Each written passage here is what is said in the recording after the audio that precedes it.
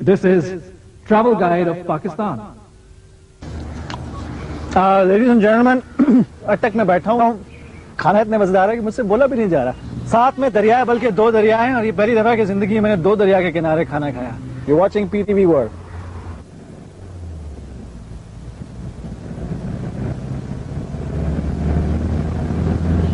اس وقت ہم نوشہرہ شہر سے گزر رہے ہیں.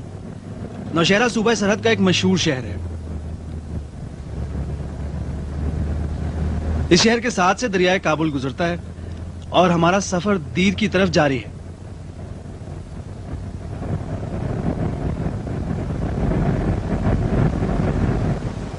خواتین و حضرات، ہم لوگ اس وقت گزر رہے ہیں مردان شہر سے، صوبہ سرحد کا بہت مشہور شہر. اٹک سے نکلے ہوئے ہمیں تقریباً 3 گھنٹے ہو چکے ہیں، اور مردان کی خاص بات یہ ہے کہ یہاں کے پیڑے بہت زبردست ہوتے ہیں، اور تخت بائی نام کی ایک جگہ قریبی ہے جہاں پر بہت ہی اینشنٹ، بہت ہی قدیم آرکیولوجیکل سائٹس ہیں.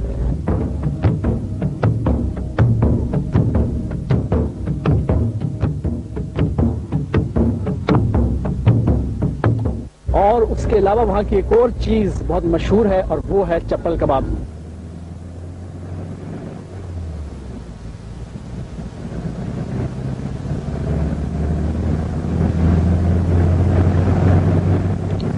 اسی لیے کہتے ہیں کہ کم بچے خوشحال گھرانا.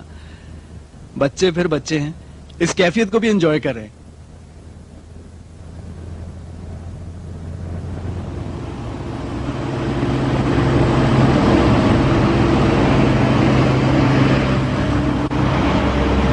درگئی سے نکل کر اس وقت ہماری گاڑی مالاکنڈ کی چڑھائی پر ہے، اور ہم مالاکنڈ پاس سے گزر کر بٹخیلا پہنچیں گے. راستہ بہت خوبصورت ہے، سڑک بھی کافی چوڑی ہے اور ہیوی ٹریفک کے لیے بہت موزوں ہے. چترال تک بائی روڈ سفر کوئی 14 سے 16 گھنٹے تک کا ہوتا ہے، اس لیے بہتر ہے کہ رات کہیں گزار کر باقی سفر اگلے دن کیا جائے. تو ہم نے سوچا ہے کہ ہم پناہ کوٹ میں قیام کریں گے.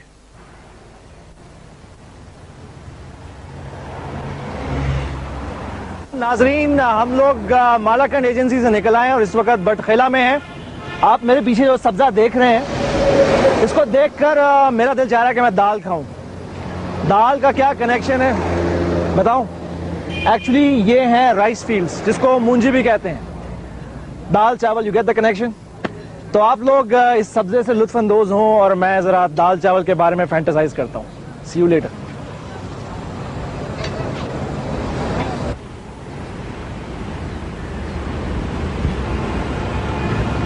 اس وقت ہم دریائے سوات پر ہیں اور یہاں سے نکل کر چکدرا، تمرگڑا اور دیر سے ہوتے ہوئے پناہ کوٹ پہنچیں گے. This is Travel Guide of Pakistan.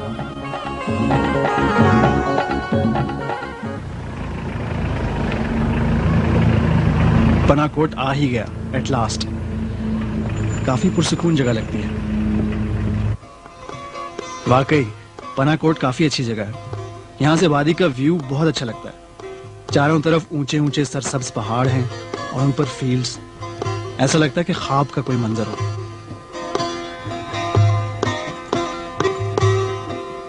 یہ PTDC کا ریسٹورانٹ بہت خوبصورت جگہ پہ بنا ہوا ہے.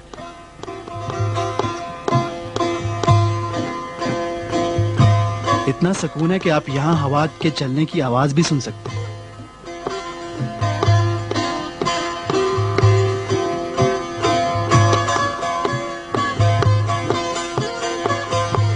آج کا اخبار ہی دیکھ لیا جائے، ورنہ یہاں آ کر تو ایسا لگتا ہے کہ we are in a totally different world. ہم لوگ اس وقت پناہ کوٹ PTDC موٹل میں ہیں، اور میرے ساتھ اس وقت نور محمد صاحب ہیں جو کہ ہمارے ہوسٹ ہیں اور یہیں PTDC کے لیے کام کرتے ہیں. آئے ان سے کچھ باتیں کرتے ہیں. تو نور محمد صاحب، اسلام آباد سے تقریباً 400 کلومیٹر ہوگی یہ جگہ؟ جی ہاں سر، 400 تقریباً 400 کلومیٹر. اور یہاں آنے کا بہترین طریقہ کیا ہے؟ سر وہاں سے تو لوگ اپنے کوسٹروں میں آ جاتے ہیں، لے کے آ جاتے ہیں. ویسا وہاں سے اسلام آباد سے ڈائریکٹ کوچ بھی آتے ہیں. اچھا، یہاں سے چترال کتنی دور ہے؟ چترال 107 کلومیٹر ہے سر. یہاں سے چترال جانے میں کتنی دیر لگ جاتی؟ یہاں سے 5.5-6 گھنٹے میں پہنچ جاتے ہیں. 5.5-6 گھنٹے؟ جی ہاں. اچھا، آخر میں مجھے یہ بتائیں کہ جو لوگ یہاں آنا چاہتے ہیں، ٹورسٹ وغیرہ، اور جو یہاں نہیں آئے، ان کو آپ کیا مشورہ دیں گے؟ پہلی دفعہ ہمارے پاس آئے، اگر چترال جانا چاہیں، ہم چترال کے بارے میں ان کو بتاتے ہیں. راستے میں جو ہوٹل ہیں ان کے بارے میں ان کو بتاتے ہیں، اور لواری ٹاپ کے بارے میں بتاتے ہیں کیسے جانا ہے ادھر، کیسے وہ ندیاں ہیں ان کو کیسے کراس کرنا ہے، گاڑی کیسی چلانی ہے اور ان کا احتیاط کیسے کرنا ہے. اس طرح ہم اس کو گائیڈ کرتے ہیں. کہ انسان گائیڈ لے لے یہاں سے. گائیڈ لے لے تو بہتر ہے. جی پھل یہاں کے کون سے مشہور ہیں؟ یہاں کا تو کوئی خاص وہ مشہور نہیں، یہاں کا ناشپاتی مشہور ہے. ناشپاتی. We are heading towards Chitral, اور اب ہمارا راستہ تھوڑا سا ایڈونچرس ہوگا کیونکہ ہم نے لواری پاس سے گزرنا ہے.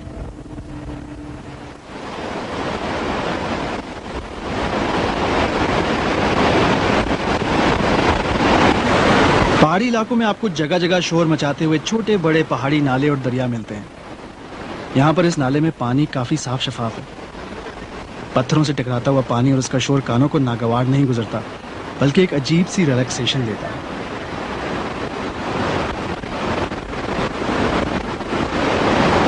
کسی نے کہا ہے کہ build bridges instead of walls, اور آپ کو یہاں جگہ جگہ پل بنے نظر آتے ہیں، اور یہی پل ایک دوسرے سے رابطے کا ذریعہ ہے.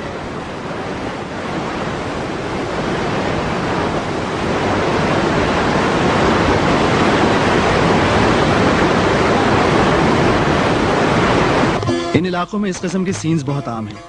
جگہ جگہ پہاڑوں میں بنی ہوئی چھوٹی چھوٹی بستیاں. یہ بھی تو انسان ہیں. ان دشوار گزار علاقوں میں کتنے سکون سے رہتے ہیں. آپ کو یقین تو نہیں آئے گا مگر ان بابا جی کی عمر 106 سال ہے. Still quite fit.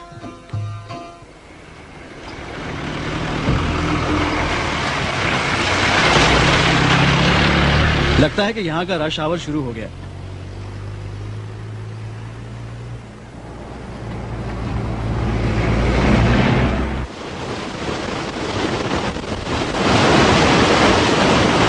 یہ آبشار تو منی نایاگرا فال لگ رہا ہے. اس پر سے گاڑی ایک ماہر ڈرائیور ہی چلا سکتا ہے. پانی میں تو ضرور جانا چاہیے.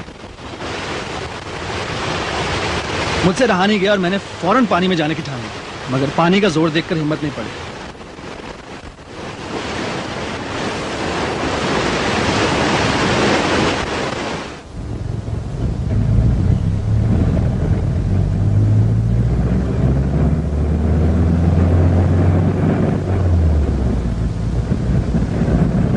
پکی سڑک ختم اور کچا راستہ شروع ہو چکا ہے. اس سے پتہ چلتا ہے کہ ہم لواری پاس کے قریب آتے جا رہے ہیں.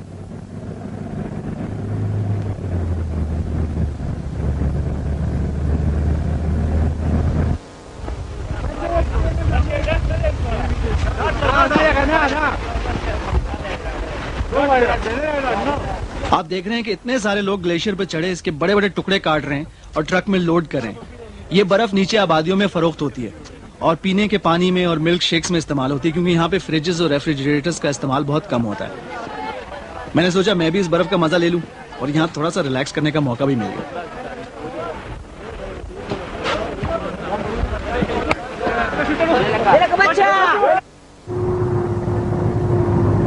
یہ ہیں وہ بل کھاتی سڑکیں جن سے گزر کر لواری ٹاپ تک آتے ہیں. ہماری گاڑی بھی آخر کار لواری ٹاپ پر پہنچ گئی. اب یہاں سے وادی چترال کی حدود شروع ہوتی ہے. اس وقت ہم لوگ لواری پاس میں ہیں، جس کو لواری ٹاپ بھی کہتے ہیں. اور آپ میرے منہ پہ جو کریم دیکھ رہے ہیں، گھبرائیے نہیں، یہ ہے سن بلاک کریم، جو کہ سورج کی شعاؤں سے بچنے کے لیے، کیونکہ یہاں سورج بہت اسٹرانگ ہے اور اگر آپ کی اسکن سینسیٹیو ہو تو اس سے بہتر کوئی چیز نہیں آپ کے لیے. ہوا یہاں بہت تیز ہے، یعنی کہ اگر آپ یہاں پتنگ اڑائیں تو ڈر یہ ہے کہ پتنگ کے ساتھ آپ بھی اڑ سکتے ہیں. یہ سامنے جو پہاڑی سلسلہ آپ کو نظر آ رہا نا، یہ ہندو کش کا پہاڑی سلسلہ ہے.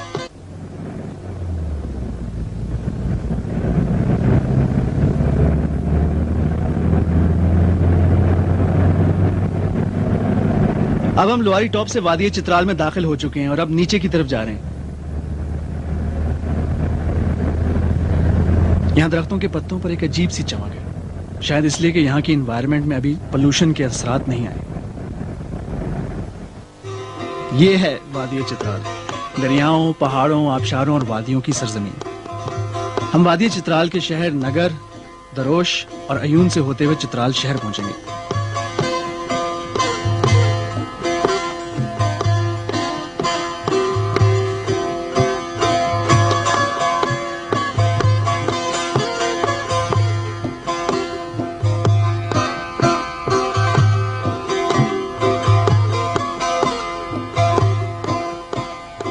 तिरिच मीर, वादी चित्राल की सबसे ऊंची चोटी जो सारा साल बर्फ की सफेद चादर ओढ़े रहती है। तिरिच मीर को चित्राल का ताज यानी क्राउन ऑफ चित्राल भी कहते हैं।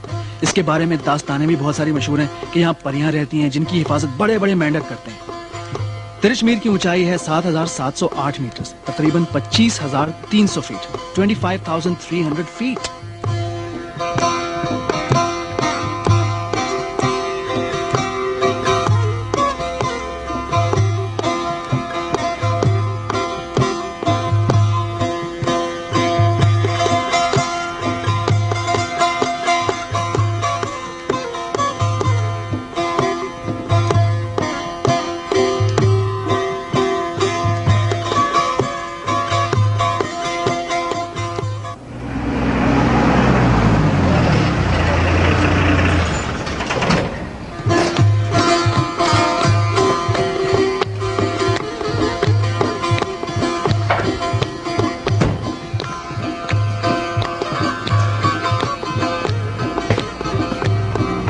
Eureka, we've made it, yes!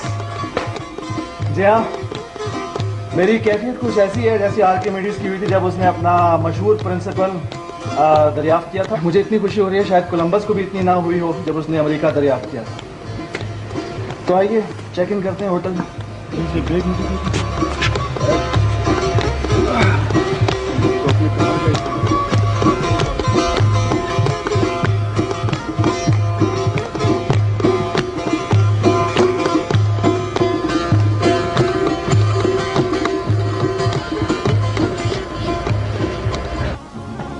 This is Travel Guide of Pakistan.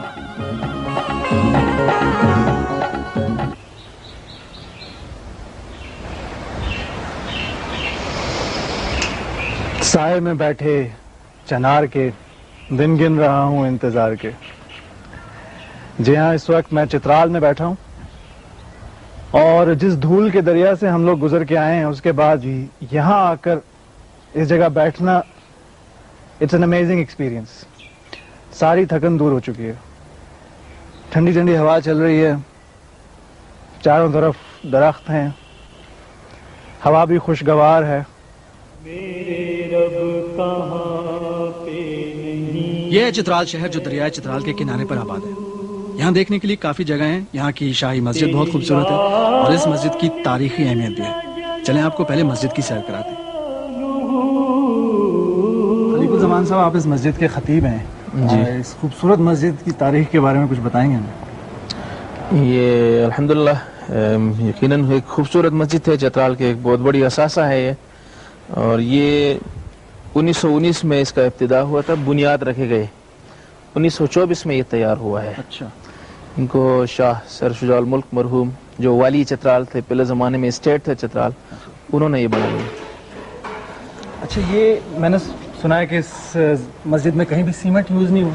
जी, ये बहुत पुराने, उस जमाने में यहाँ सीमेंट मेरे ख्याल में आ भी नहीं सकते थे। अच्छा। तो उस वक्त से ये बना हुआ है जब यहाँ सीमेंट नहीं होते थे, सिर्फ चूना इस्तेमाल हुआ है, रेत इस्तेमाल हुआ है।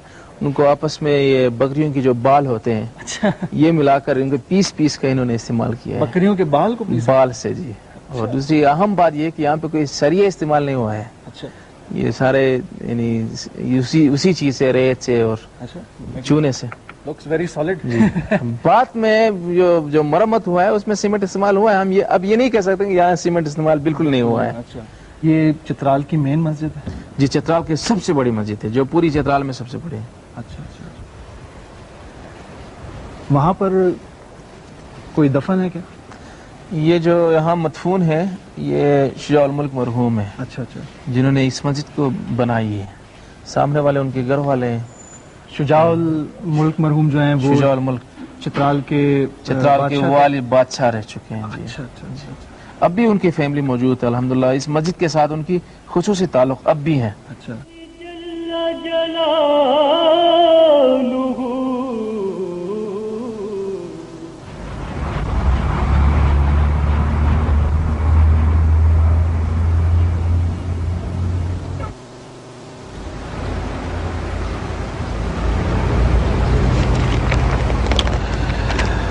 चित्राल शहर में आपको होटल्स बासानी मिल सकते हैं। यहाँ एक ही छोटा सा बाजार है जिस पर काफ़ी सारे होटल्स हैं اور میں جس جگہ کھڑا ہوں یہ PTDC کا موٹیل ہے, یہاں بھی آپ رہ سکتے ہیں, اور یہاں کے بارے میں انفارمیشنز بکلیٹس کی فارم میں موجود ہے, آپ پوچھ بھی سکتے ہیں, یہ لوگ آپ کو گائیڈ بھی کر دیں گے.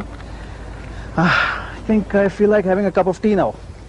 بابا جی یس سر, چائے مل جائے گی؟ مل جائے گا سر. آپ گراؤنڈ میں تشریف رکھیں, میں ابھی چائے لے کے آتا ہوں سر. Thank you. یہاں کی ایک اور خاص بات, یہاں کا فروٹ ہے. جس جگہ میں بیٹھا ہوں یہیں پر کوئی 3-4 درخت ہیں.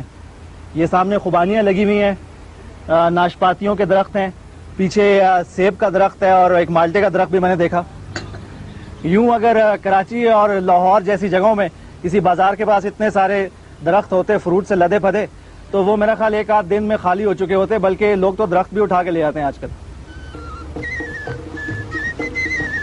ہندو کش ماؤنٹین رینج کی آغوش میں, دی کریڈل آف ہندو کش ماؤنٹینز, یہاں سے ویو چترال شہر کا بہت ہی خوبصورت ہے. اور یہاں کی ایک اور خاص بات یہ کہ یہاں کا جو ڈیزائن, انٹیریئر ڈیزائن ہے, وہ بہت ہی خوبصورت, ٹیسٹفلی, آرٹسٹکلی اور لوکل چیزوں کے استعمال سے بنایا گیا ہے. یہ کوئی فٹ بال گراؤنڈ نہیں ہے, یہ ایئرپورٹ کا رن وے ہے. چترال میں روزانہ 2 فلائٹس آتی اور جاتی ہیں, اگر موسم اچھا ہو تو. یہ فلائٹ صرف صبح کے وقت چلتی ہیں, اس لیے شام کو یہاں بچے فٹ بال کھیلتے ہیں. بائی ایئر سفر کے لیے آپ کو پشاور سے فلائٹ لینی ہوگی.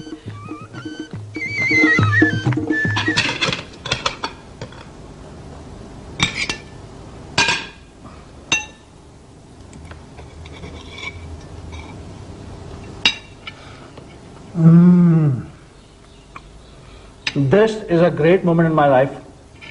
جی ہاں ناظرین, یہ ہے وہ ٹراؤٹ مچھلی جس کو اتنی پکڑنے کی کوشش کی اور کبھی ہاتھ نہیں آئی. And it's absolutely delicious. And thanks to my friend here, Mujeeb, آپ بھی لیں نا. آپ کھائیں, میں تو ہم تو کھاتے رہتے ہیں یہاں پر اکثر. کھاتے رہتے ہیں, لیں. آپ لیجیے, آپ جی بھر کے کھائیں آپ, تاکہ آپ کو. میں تو آج جی بھر کے کھاؤں گا. اچھا یہ مجھے بتائیں کہ یہ ٹراؤٹ مچھلی پکڑنا اتنا مشکل کیوں ہے؟ یہ دراصل مشکل نہیں ہے, لیکن یہاں پر چونکہ ٹراؤٹ کی جو کوانٹٹی ہے وہ بہت کم ہے یہاں پر. اگر ہم اس کو فری فشنگ چھوڑ دیں اس کے لیے, یہاں پر گورنمنٹ اگر الاؤ کر دے تو یہ ختم ہو جائے گی بہت جلدی. اچھا, اس کی وجہ سے کنٹرول ہوتی ہے. یہ اس میں ایک ہے تازہ پانی کی مچھلی ہے, جس کے لیے صاف اور ٹھنڈا پانی کا ہونا بہت ضروری ہوتا ہے. مجھے چترال کے بازاروں میں گھومنا بہت اچھا لگ رہا ہے. یہاں کی دکانیں مختلف طرح کے ہینڈی کرافٹ سے بھری پڑی ہیں. یہاں آپ کو کلاش کے لوگوں کی ٹوپیاں اور لباس بھی مل جائیں گے. قیمتی پتھروں کی بہت زیادہ ویرائٹی آپ کو چترال میں آسانی سے مل جاتی ہے, اور مختلف خوبصورت ڈبیوں پر جیمز لگے ہوتے ہیں. چترالی جولری کے ساتھ آپ کو افغانی جولری اور آس پاس کے علاقوں کے زیورات بھی بہت ویرائٹی میں ملتے ہیں.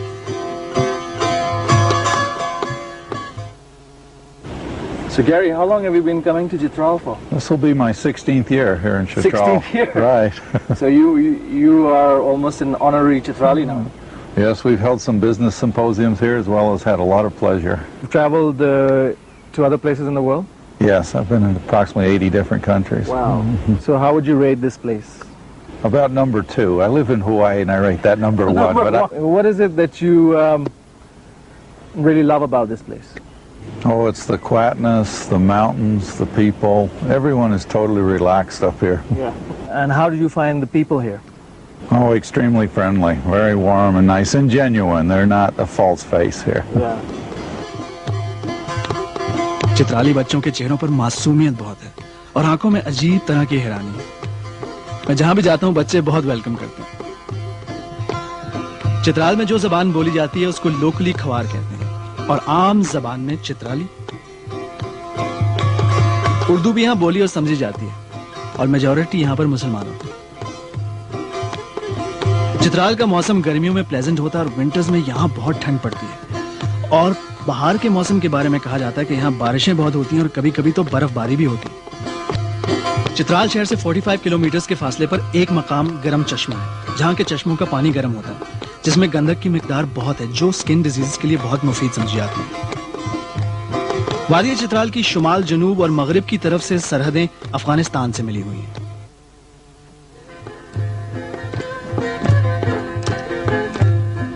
مجھے مجان جنات سنگور تنام باغ گلے جنات سنگور تنام باغ گلے مائنا چوبینان یوردی کو بول بولے ہائی مائنا چوبینان یوردی کو بول بولے La la la la la la la la la la la la la la la la la la la la.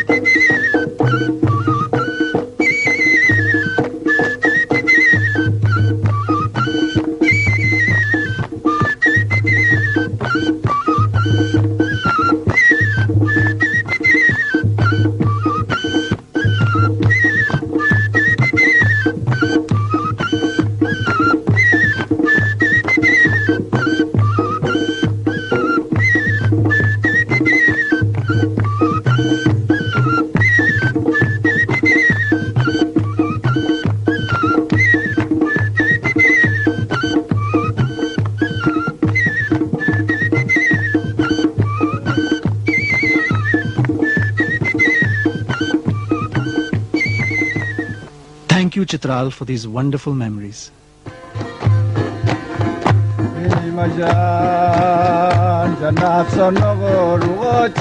Gilgit Diamer, غزر، Skardu اور گھانچے کے نام سے جانے جاتے ہیں۔ ان میں گلگت کو انتظامی مرکز کی حیثیت حاصل ہے۔ 27,000 مربع میل پر پھیلے ہوئے ان علاقہ جات کی 8 لاکھ کے قریب آبادی مختلف قوموں بلتی، شینی، یشکن، مغل، کشمیری، پٹھان، لداخی اور ترک وغیرہ میں بٹی ہوئی ہے۔ یہاں کی عام بولے جانے والی زبانوں میں شنا، بلتی، روشسکی، خوار، وخائی، اردو، ترکی، فارسی، تبتی اور پشتو شامل ہیں۔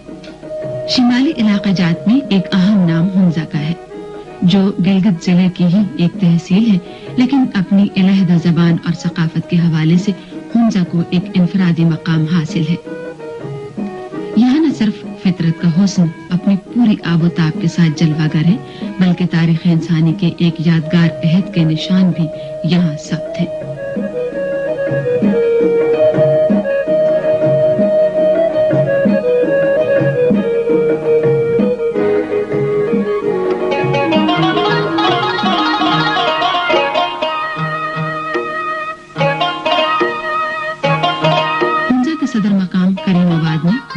اور التیت کے 1000 سال پرانے قلعے ریاست ہنزا کے عہد رفتہ کی یادگار ہیں۔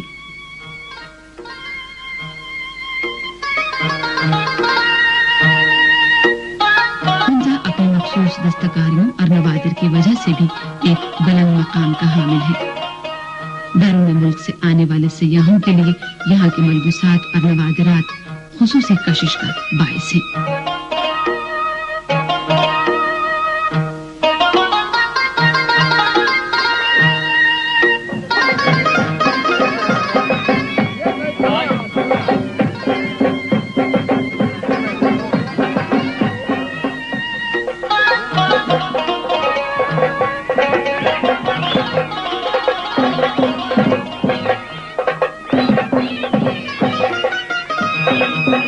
اکتوبر 1974 کو ہنزا کا ریاستی نظام ختم کر دیا گیا، جس کے ساتھ ہی یہاں کے میروں کا 1000 سالہ دور حکمرانی بھی ماضی کا حصہ بن گیا۔ تاہم نظام حکومت کی تبدیلی سے یہاں کی ثقافت پر کوئی اثر نہیں پڑا۔ 40,000 سے زائد نفوس پر مشتمل پوری ہنزا ویلی کی زبان روشسکی ہے۔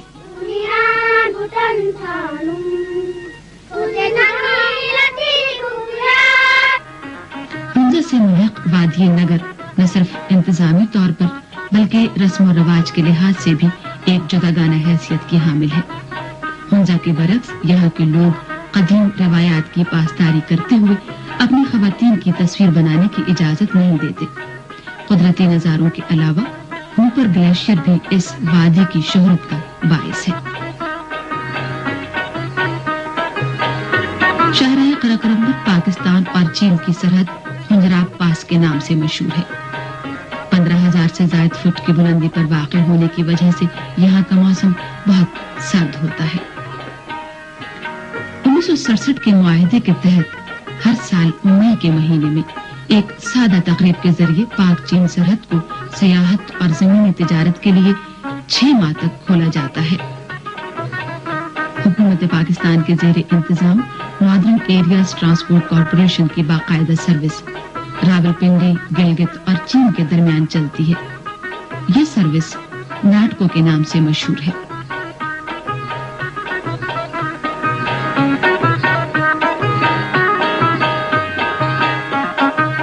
خنجراب پاس سے 86 کلومیٹر پہلے وادی ہنزا میں واقع سست کے مقام پر پاکستان کسٹم اور امیگریشن کا عملہ مسافروں کو سفری سہولتیں مہیا کرتا ہے۔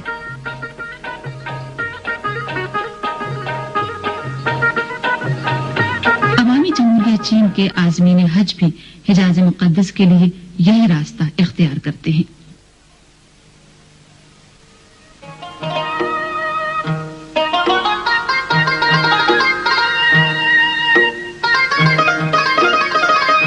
یہاں کا ایک قابل دید مقام جنگلی حیات کے تحفظ کے لیے بنایا گیا خنجراب نیشنل پارک ہے۔ سطح سمندر سے 14,000 فٹ کی بلندی پر واقع اس وسیع پارک میں مارکو پولو شیپ، آئیبیکس، مارخور اور سون لیپرڈ جیسی نایاب جنگلی حیات کے تحفظ اور بقا کے لیے بڑی سنجیدگی سے کوششیں کی جا رہی ہیں۔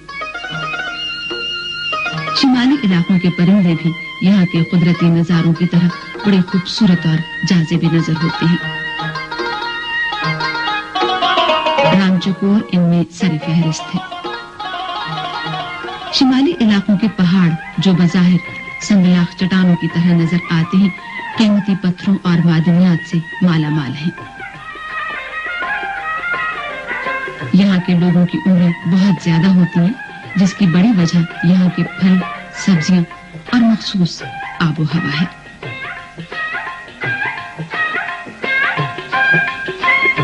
شمالی علاقوں کا ایک مخصوص قبیلہ بہتے پانیوں سے سونا نکالنے میں بڑی مہارت رکھتا ہے۔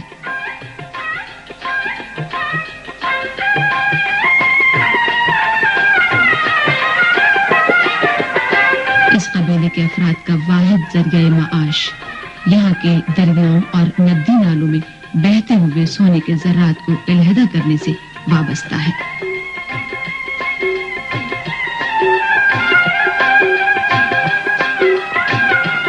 سونے کے ذرات جن گلیشیئر سے پانی میں شامل ہو کر قدرتی آبی راستوں میں رواں دواں رہتے ہیں، ان میں سیاچن، ہسپر، بیافو، ینگونتا، ہوپر، چانتر، بلتورو، اترک اور کارنبر نمایاں ہیں۔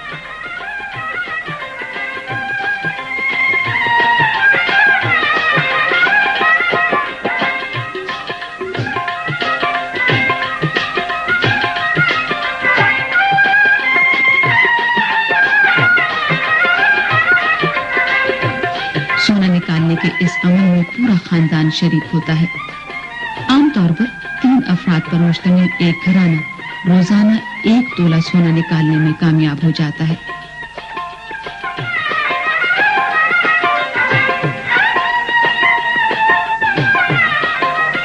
سونا نکالنے والا یہ قبیلہ خانہ بدوش و کسی زندگی بسر کرتا ہے۔ 6-7 دن کے بعد یہ لوگ اپنی جگہ تبدیل کر کے کہیں اور پڑاؤ ڈال لیتے ہیں۔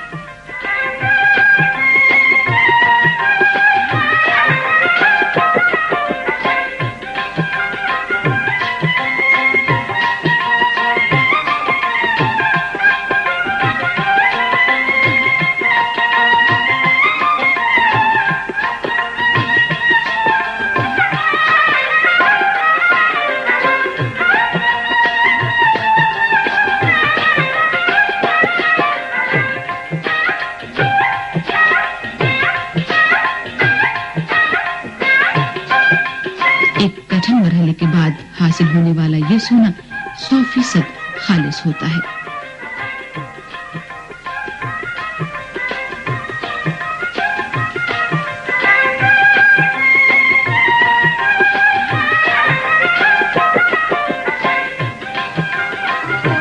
معلق پل شمالی علاقوں کے ٹریڈ مارک کی حیثیت اختیار کر گئے ہیں۔ گلیشیئر سے نکلنے کی وجہ سے یہاں کے دریاؤں اور ندی نالوں کا پانی ٹراؤٹ فش کے لیے موزوں ہے۔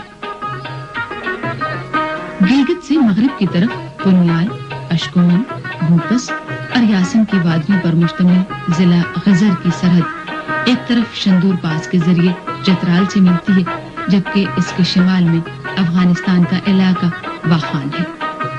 واخان کی 20 میل چوڑی پٹی کے راستے تاجکستان اور وسطی ایشیا کی دوسری ریاستوں کے باشندے صدیوں سے تجارت کی غرض سے یہاں آ رہے ہیں۔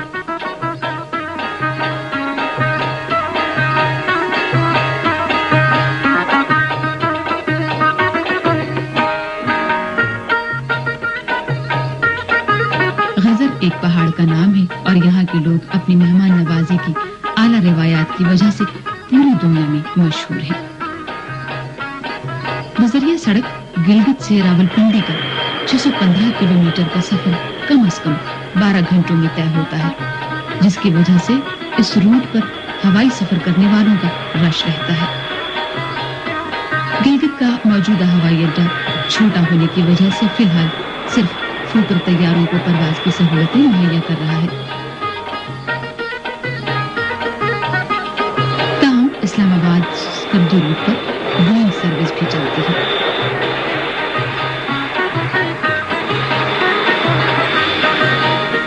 مقامی لوگوں اور سیاحوں کی سہولت کے لیے حکومت پاکستان گلگت اور اسکردو کے ہوائی سفر کے لیے سبسڈی دیتی ہے، جس کی وجہ سے ان روٹس پر فضائی کرایہ بہت کم ہے۔ دریائے سندھ کے کنارے پر واقع اسکردو ویلی کو بلتستان کے مرکز کی حیثیت حاصل ہے۔ سطح سمندر سے 7500 فٹ کی بلندی پر واقع ہونے کی وجہ سے موسم گرما میں اسکردو کا موسم بہت خوشگوار ہوتا ہے۔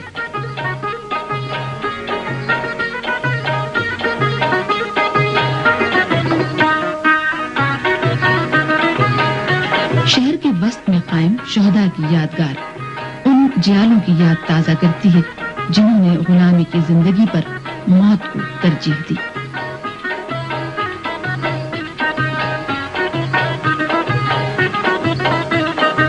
اسکردو سے 8 کلومیٹر دور ستپارا جھیل اپنی مثال آپ ہے۔ فلک بوس پہاڑوں میں گھری ہوئی یہ جھیل ہر لمحے ایک علیحدہ نظارہ پیش کرتی ہے۔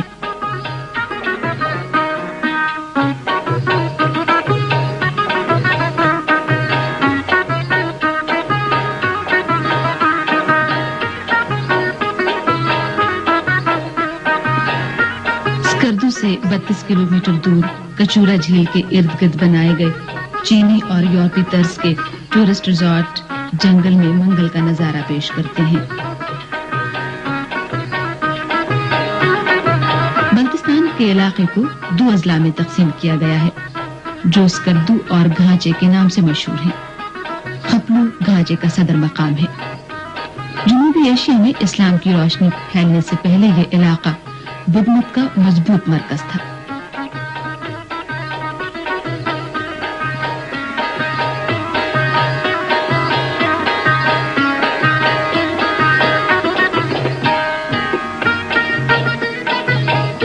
خپلو کی 700 سال پرانی چکچن کی مسجد اس علاقے سے بدھ مت کے خاتمے کا ایک واضح ثبوت ہے۔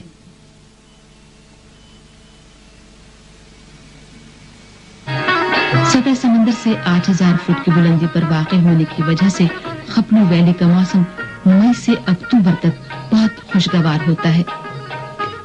دریائے شیوک کے کنارے پر واقع اس ویلی کی خاص بات مشابروم اور گشابروم کی چوٹیاں ہیں۔ گھانچے کے لوگ اپنے تہوار اور سالانہ جشن بڑے جوش اور جذبے کے ساتھ مناتے ہیں۔ یہ تہوار بلتستان کی مخصوص ثقافت کے آئینہ دار ہونے کے ساتھ ساتھ سیاحوں کے لیے بھی بڑی کشش کا باعث ہوتے ہیں۔ ضلع دیامیر میں واقع ناگا پربت کی 26,800 فٹ بلند چوٹی کو سر کرنا آج بھی ہر کو پہنا کا خواب ہے.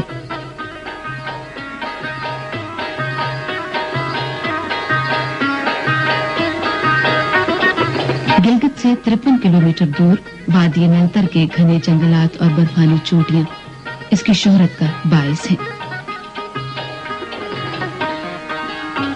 سطح سمندر سے 10,000 سے زائد فٹ کی بلندی پر واقع ہونے کی وجہ سے وادی نلتر جہاں سیاحت کا ایک اہم مرکز ہے، وہاں موسم سرما میں یہ جگہ اسکیئنگ کے مقابلوں کے لیے بھی مشہور ہے. ڈھاکہ پوشی کی چوٹی بھی شاہراہ قراقرم پر واقع اپنے ویو پوائنٹ سے بادلوں سے اٹکیلیاں کرتے ہوئے نظر آتی ہے.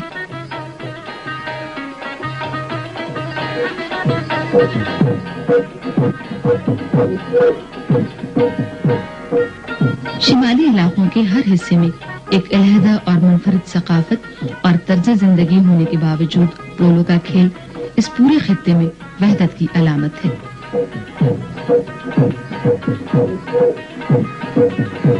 سہولتوں کے فقدان کے باوجود ان لوگوں کے کھیل کا معیار بہت اونچا ہے.